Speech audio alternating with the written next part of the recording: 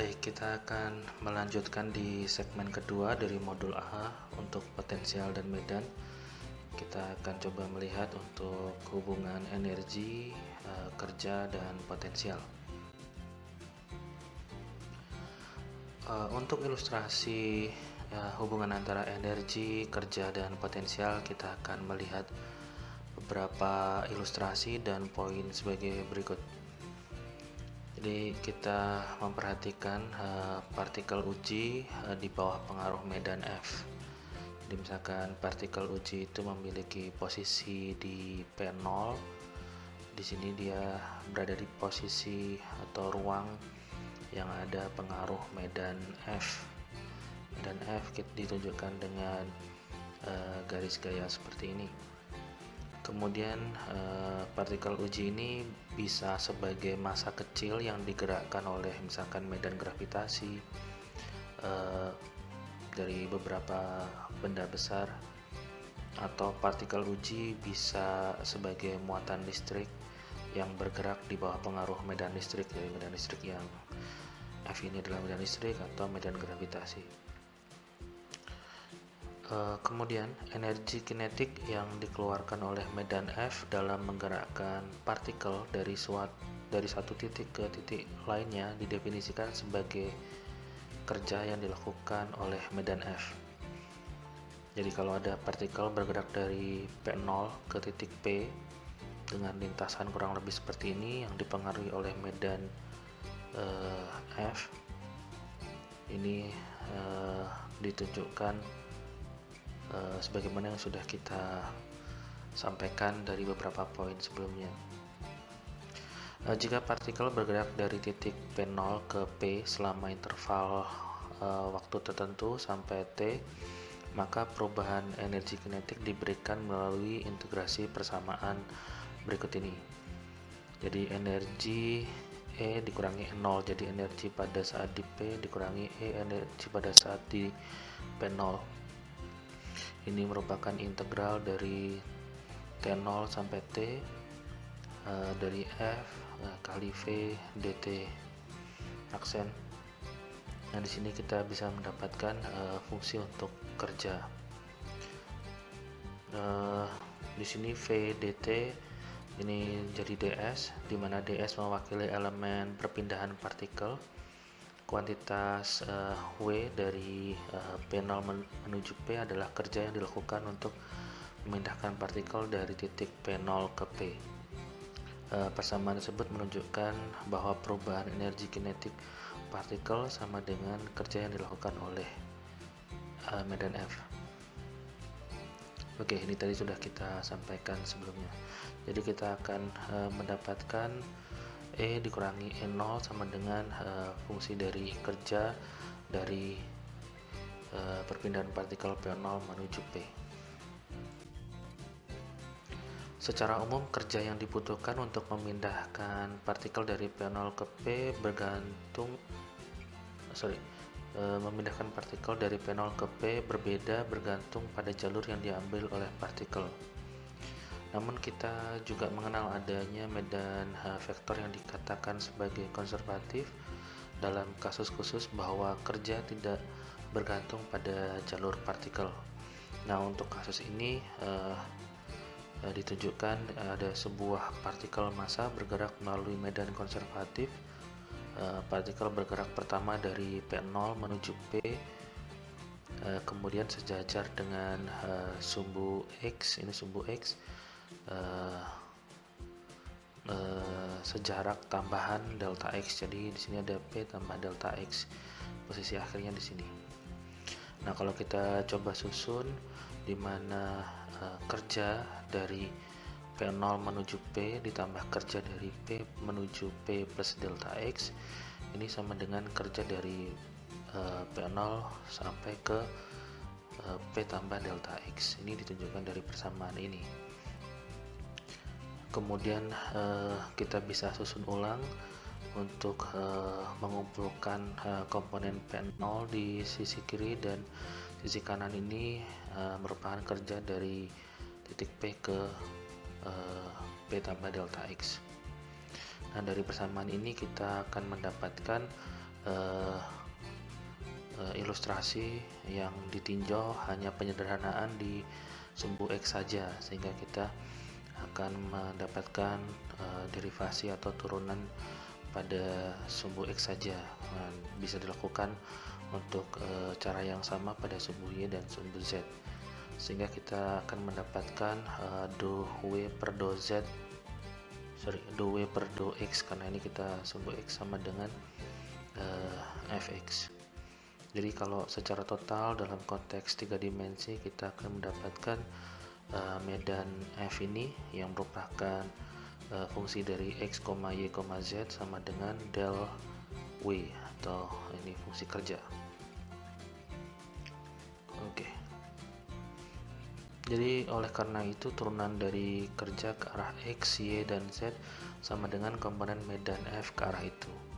Medan vektor f ditentukan oleh medan skalar w yang kita sebut fungsi kerja dari f. Oleh karena itu kita mengetahui bahwa medan konservatif diberikan oleh gradien fungsi kerjanya. Ini adalah gradien fungsi kerjanya. Suatu kerja yang hanya bergantung pada nilai w pada titik P dan P0 bukan pada jalur yang diambil, dan inilah definisi dari medan konservatif. Jadi hanya bergantung pada titik awal dan akhir, bukan pada jalurnya. Akibatnya setiap medan vektor yang memiliki fungsi kerja dengan derivatif kontinu adalah konservatif. Jadi kalau persamaan-persamaan yang ada di slide sebelumnya tadi kita coba tampilkan ringkasnya seperti ini, kita bisa mendapatkan bentuk dari W dari P0 menuju P ini merupakan selisih dari W fungsi pada posisi titik P dikurangi W fungsi pada titik P0. Konsekuensi dari persamaan tersebut adalah jika jalur partikel adalah lintasan tertutup, karena untuk P sama dengan P0 maka ininya akan sama dengan 0, karena posisi P ini sama dengan P0. Jadi W fungsi P0 dikurangi W fungsi P0, atau W fungsi P dikurangi W fungsi P, jadi akan menghasilkan 0. Dan tidak ada kerja bersih yang diperlukan untuk memindahkan partikel di sekitar loop tertutup, yaitu contoh untuk kasus khusus pada medan konservatif. Nah, potensial seringkali disimbolkan dengan P seperti ini, atau misalkan ada juga yang menggunakan U, ya tergantung nanti kita pembahasannya apa, karena mungkin ada juga yang menggunakan V. Jadi potensial P dari medan vektor F didefinisikan sebagai fungsi kerja atau negatifnya bergantung pada konvensi yang digunakan. Jadi bisa F sama dengan del P atau F sama dengan minus del P. Nah, kemudian Kellogg pada tahun 53 merangkum konvensi ini sebagai berikut. Jadi ada dua, untuk yang F sama dengan del P dan F sama dengan minus del P. Nah, di sini bergantung sudut tinjauan dari fungsi tersebut dari mana. Misalkan untuk yang F sama dengan del P di sini, jika partikel saling tarik-menarik, misalkan medan gravitasi, dan potensial sama dengan kerja yang dilakukan oleh medan. Jadi ini kerja yang dilakukan oleh medan. Tapi kalau kerja yang dirasakan oleh partikel mungkin itu atau dilakukan pada partikel ini akan menggunakan minus. Jadi misalkan seperti ini. Ini contohnya saja, misalkan saling tolak-menolak, misalnya seperti itu untuk medan elektrostatik. Namun kadang-kadang kita juga melihat untuk gravitasi juga menggunakan minus del P, tergantung konvensinya nanti mana yang akan dibahas, apakah yang dilakukan oleh medan atau kerja yang dilakukan terhadap medan. Jadi kerja yang dilakukan oleh medan atau kerja yang dilakukan terhadap medan oleh partikel. Ya, bentuk lain potensial pada titik P diberikan oleh nilai potensial pada titik tertentu, yaitu titik P ini ditunjukkan sebagai bentuk ini. Jadi P pada titik P ini sama dengan integral dari tak hingga sampai P dari f ds. Medan konservatif F memiliki potensial skalar P yang diberikan hubungan sebagai F sama dengan del P atau F sama dengan minus del P. Ini tadi sudah kita sebutkan. Jadi ini adalah persamaan yang mungkin diulang pada segmen ini. Jadi untuk menunjukkan bahwa ada medan F dan potensial skalar P. Jika F sama dengan del P, maka F adalah konservatif dan disebut sebagai medan potensial. Berikut ini adalah contoh mungkin kalau persamaan secara sederhana di bagian gravitasi. Kita punya persamaan F sama dengan gamma dikali M0 per R kuadrat. Kalau kita berhubungan dengan kerja yang dilakukan, ini kita kali R, jadi kita mendapatkan W sama dengan gamma M0 per R. R ini adalah jarak atau ya dimensi jarak. Sedangkan kalau kita berkaitan dengan kuat medan atau gradien potensial, seberapa besar gaya yang akan dirasakan oleh suatu massa, di sini kita bagi dengan M, maka kita mendapatkan percepatan gravitasi atau G sama dengan gamma M0 per R kuadrat. Jadi di sini kita punya gaya gravitasi, percepatan gravitasi, dan di sini kita punya kerja yang dilakukan atau fungsi kerja atau energi.